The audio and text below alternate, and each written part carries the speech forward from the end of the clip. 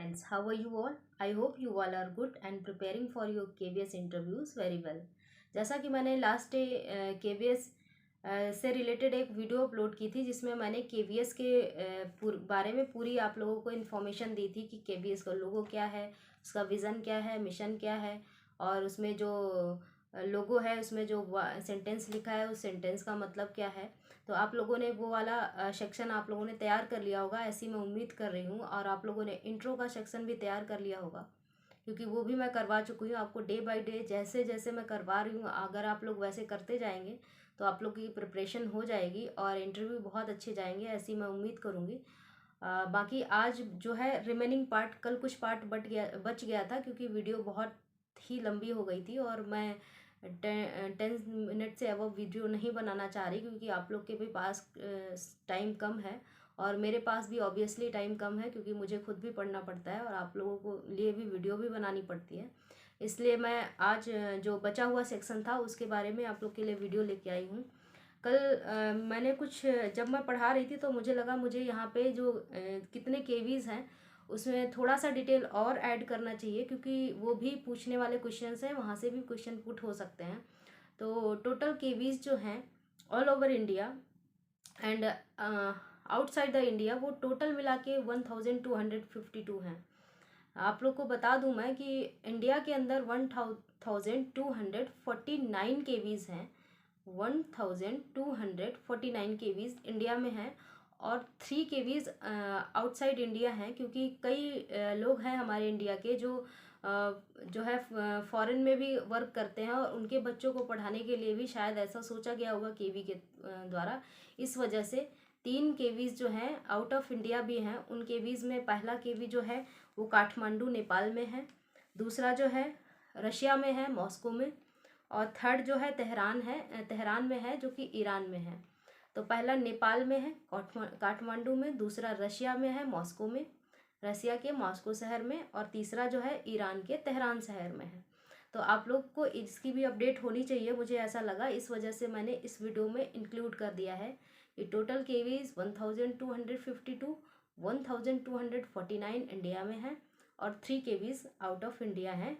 क्यों? क्योंकि हमारे इंडिया के कई लोग ऐसे हैं जो फॉरेन में जो है फॉरेन मिनिस्ट्री के तहत भेजे जाते हैं आउट ऑफ इंडिया, तो उनके बच्चों को एक बेसिक प्लेटफॉर्म मिल सके, इस वजह से एक इंडियन कल्चर की स्टडी मिल सके, इस वजह से वहाँ पे भी केवीज़ इस्टेब्लिश किए गए हैं।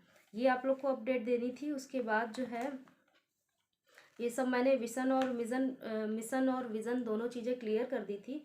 अब कुछ इम्पोर्टेंट पॉइंट हैं जो केवीएस की वेबसाइट पे दिए गए हैं, वो भी आप लोग को पता होने चाहिए, इस वजह से मैं इन पॉइंट्स को इस वीडियो में इंक्लूड करूँगी क्योंकि पिछली वीडियो बहुत लंबी हो जाती, मुझे ऐसा लग रहा था।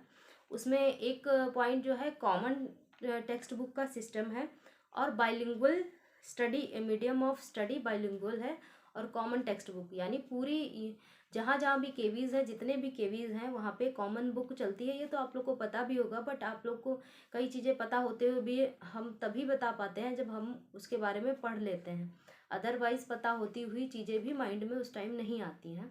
तो मैं बता दूं आप लोगों को कि common text book and bilingual medium of instructions है सभी केवीज़ में।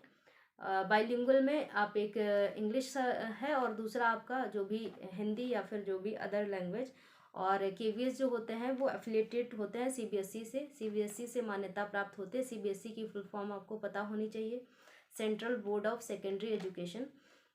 उसके बाद जो है यहाँ पे संस्कृत भी पढ़ाई जाती है, इसके बारे में भी आपको जानकारी होनी चाहिए। संस्कृत जो होती है वो 6 क्लास से लेके 8th क्लास तक थर्ड लैंग्वेज की तरह पढ़ाई जाती है।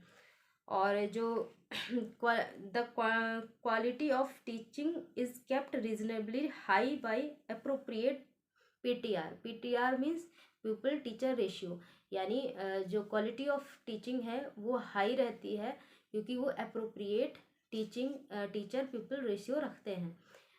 जो है 30 पे 1 का आप लोग को पता होगा, आप लोग सीडीपी पढ़े हुए हैं। और फिर एक और पॉइंट है जो कि नो ट्यूशन फ़ी का मतलब ये नहीं कि वहाँ पे ट्यूशन्स दी जाती हैं। ट्यूशन फ़ी का मतलब ऐसी फ़ीस जो पढ़ाई में लगती है वो फ़ीस नहीं ली जाती है, अदर फ़ीस ली जाती है, जिसके हिसाब से फिर भी जो जितनी क्वालिटी है एजुकेशन की उस हिसाब से केवीज़ में बहुत कम फ़ीस ली जाती है। लेकिन पढ़ाई का जो जितना खर्चा होता है, स्टडीज़ पे जितना खर्चा होता है वो फ़ीस नहीं ली जाती है।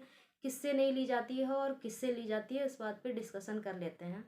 8th तक के बॉयज़ से कोई भी ट्यूशन फ़ी नहीं ली जाती है, प्लस 12th तक लड़कियों और SC ST OBC के जो भी कैंडिडेट डिजर्विंग है, ST SC से बिल्कुल नहीं, गर्ल्स से भी नहीं, और OBC के जो नॉन क्रीमी लेयर में आते हैं उनसे भी नहीं। तो इतने जो उसके बाद बॉयज़ जो भी हो जाते हैं 8th से अबव, उनसे ट्यूशन फ़ी भी कुछ ली जाती है कुछ अमाउंट में।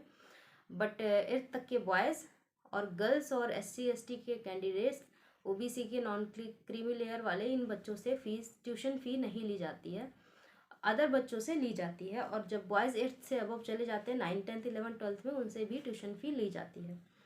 अब इसके बाद जो है बात कर लेती हूँ कि कल जो है आप लोगों को पता है कि लगातार केवी फिर से एक बार अपडेट पे अपडेट देने में जुटा है। उसे कल से पहले PRT म्यूज़िक असिस्टेंट प्रोफेसर और प्रिंसिपल का रिज़ल्ट अपलोड किया गया, PDF आई, और उसकी कट ऑफ भी 1-2 दिन बाद रिलीज़ कर दी गई। वहाँ पे भी कट ऑफ बहुत हाई गई थी। और उसके बाद कल TGT PGT का भी रिज़ल्ट अपलोड हुआ, PDF अपलोड हुई, नंबर ऑफ़ कैंडिडेट जितने भी सेलेक्ट हुए हैं सभी की PDF अपलोड हुई, प्लस साथ में ही उन्होंने कट ऑफ भी अपलोड कर दी। और उसी के साथ साथ किस कैंडिडेट का किस डेट में कब से जो है इंटरव्यू शुरू है उसकी भी अपडेट उन्होंने दे दी। 15 नेक्स्ट मंथ की 15 से शुरू हो जाएंगे KVS TGT PGT के इंटरव्यूज़, और वो चलते रहेंगे। तो वहाँ पे भी कट ऑफ कई सब्जेक्ट में काफ़ी हाई गई है, जैसे CS में 149 गई है जनरल की। और मैं बात करूँ तो OBC में 140 से अबव किसी भी सब्जेक्ट की नहीं गई है, और जनरल में 150 से अबव किसी की नहीं गई है। तो लेकिन फिर भी कट ऑफ बहुत हाई है। तो आप लोग को क्या करना चाहिए अब? आप लोगों को ये भी सुनने में आया होगा कि धांधली भी काफ़ी हुई। वो बच्चा जिसकी न्यूज़ सर्कुलेट हो रही थी जो उस टाइम जब एग्ज़ाम्स हुए थे, तो उस बच्चे का नाम भी उस लिस्ट में टॉपर बच्चों में है। तो ये प्रूफ करता है कि धांधली तो हुई है KVS में, और अच्छे स्तर पे हुई है। लेकिन अब हम लोग के क्या कर सकते हैं और हमारे हाथ में क्या है? अगर हम कोर्ट कचहरी में जाएंगे तो बहुत ज़्यादा डिले हो जाएगा। इसकी प्रोसेस भी ऐसे ही जैसे यूपी में होती रहती हैं चीज़ें, कोर्ट चलता रहता है 2-4 साल, वैसे ही यहाँ भी चलेगा।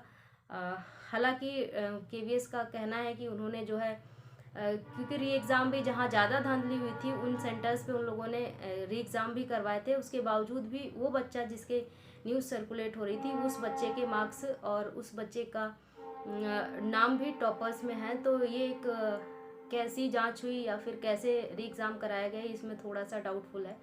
बट जो भी है, अब आपको क्या करना है, आपको अपनी प्रिपरेशन को और ज़्यादा तेज कर देना है और ज़्यादा अच्छे से प्रिपरेशन शुरू कर देनी है, क्योंकि टाइम बहुत कम है। जैसे ही अब थोड़े ही दिनों बाद मुझे लगता है PRT का भी ये लोग अपडेट कर देंगे रिज़ल्ट और कट ऑफ और इंटरव्यू सेंटर, क्योंकि जिस सीक्वेंस में एग्ज़ाम्स हुए थे उसी सीक्वेंस में रिज़ल्ट और इंटरव्यू डेट और कट ऑफ भी रिलीज़ किया जा रहा है। पहले म्यूज़िक प्रिंसिपल और असिस्टेंट प्रोफेसर के हुए थे तो उनका रिज़ल्ट और वेन्यू डिसाइड हो गया है, कट ऑफ भी आ गई।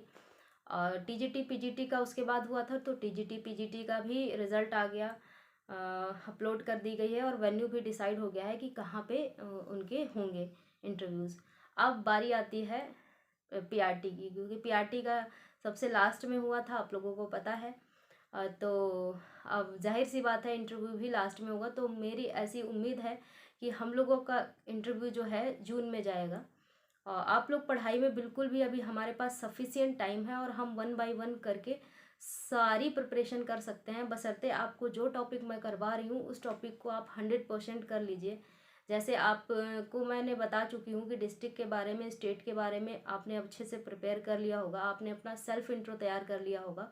अगर आप लोग मेरा सेल्फ इंट्रो सुनना चाहते हैं तो आप लोग कमेंट कर सकते हैं, मैं एक दिन अपने सेल्फ इंट्रो की वीडियो बना के अपलोड कर दूंगी। और अगर आप लोग भी इंटरेस्टेड हों अपना सेल्फ इंट्रो जो है शेयर करने के लिए, तो आप लोग अपना वीडियो बना के मुझे शेयर कर सकते हैं। आप लोग कमेंट करके बताएंगे तो फिर मैं ऑब्वियसली आप लोगों का इंट्रो कहीं ना कहीं से लेके आपको वीडियो अपलोड कर दूंगी अपने चैनल पे। अदरवाइज़ आप खुद ही अपना कैमरे के सामने रह के प्रैक्टिस कर सकते हैं, या अपने घर में भाई बहन मम्मी पापा जिसके भी साथ रहते हैं आप उसको सुना सकते हैं अपना इंट्रो। बाकी रही बात सब्जेक्ट्स की, तो आप ये वाला पोर्शन तो तैयारी करिए, साथ में अपनी एनसीईआरटीज़ भी पढ़ते रहिए, और जो भी 4 सब्जेक्ट्स हैं, क्योंकि हम लोग को सभी सब्जेक्ट्स पढ़ने होंगे और सभी से वो क्वेश्चन पुट कर सकते हैं, तो हिंदी इंग्लिश ईवीएस मैथ उस एनसीईआरटीज़ भी पढ़ते रहिए। और क्योंकि वहाँ से भी क्वेश्चन पुट होंगे, आप लोगों को तो पता ही होगा, क्वेश्चन वहाँ से भी पुट होंगे, सब्जेक्ट नॉलेज भी चेक करेंगे। सीडीपी की भी तैयारी करते रहिए, सीडीपी के वीडियोस भी मैं डालती रहूँगी। अभी फ़िलहाल ये वाला चल रहा है, आज केवी ख़त्म हो गया, कल मैं कोशिश करूँगी कि मैं यूपी से रिलेटेड एक वीडियो ले आऊँ, क्योंकि 1-2 बच्चों का कमेंट था कि यूपी से रिलेटेड, बट मैं लिख के नहीं, ऐसे ही वीडियो आप लोग के लिए आऊँगी, क्योंकि यूपी से कहने के लिए तो बहुत से पॉइंट्स हैं। मैं कुछ पॉइंट्स पे डिस्कशन करूँगी जो मेजर पॉइंट्स हैं, बाकी आप लोग को उसमें से जो भी पॉइंट्स अच्छे लगे आप अपने इंट्रो आप अपनी तैयारी में उनको इंक्लूड कर सकते हैं। और मिलते हैं नई वीडियो में, एक नेक्स्ट वीडियो में। तब तक के लिए आप लोगों ने अगर वीडियो पसंद आई हो तो वीडियो को लाइक करिएगा और शेयर करिएगा अगर पसंद आई हो दोस्तों में, और चैनल को अभी तक सब्सक्राइब ना किया हो तो सब्सक्राइब कर लीजिएगा। मिलते हैं नेक्स्ट वीडियो में, तब तक के लिए बाय बाय।